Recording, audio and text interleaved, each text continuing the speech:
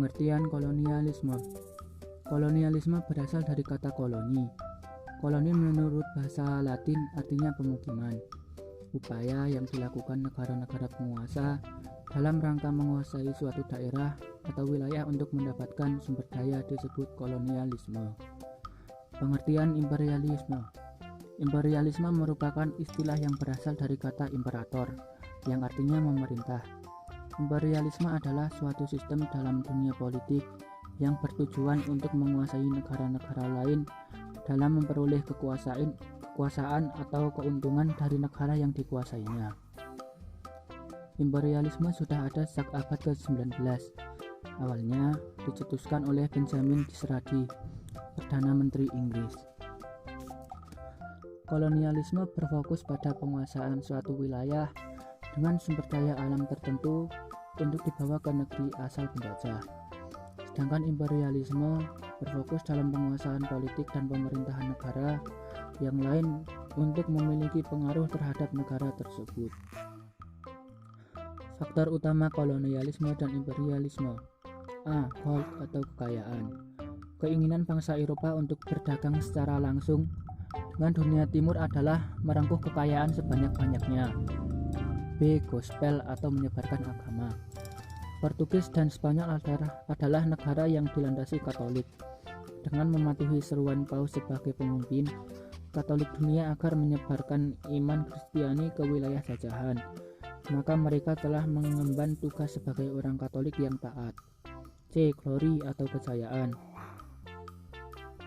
Di tempat-tempat yang baru didudukinya, bangsa Portugis selalu menancapkan pasrau adalah suatu batu prasasti besar yang bergambar lambang kerajaan Portugis yang sekarang menjadi Portugal.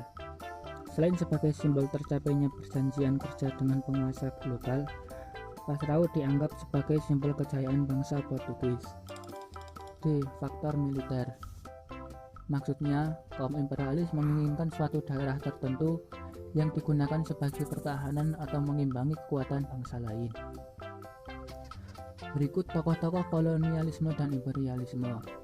Yang pertama adalah Alfonso de Albuquerque dari Portugis. Alfonso de Albuquerque berhasil menguasai Malaka sebagai pusat perdagangan rempah-rempah di Asia Tenggara pada 10 Agustus 1511. Yang kedua adalah Jacob van Eyck dari Belanda. Jacob van Eyck berhasil mendarat di Maluku dan membawa rempah-rempah. Keberhasilan Van Eyck menyebabkan semakin banyak pedagang Belanda datang ke Indonesia.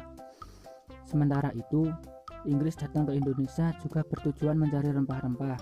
Tokoh penjajahnya adalah Sir Henry Middleton dan James Cook.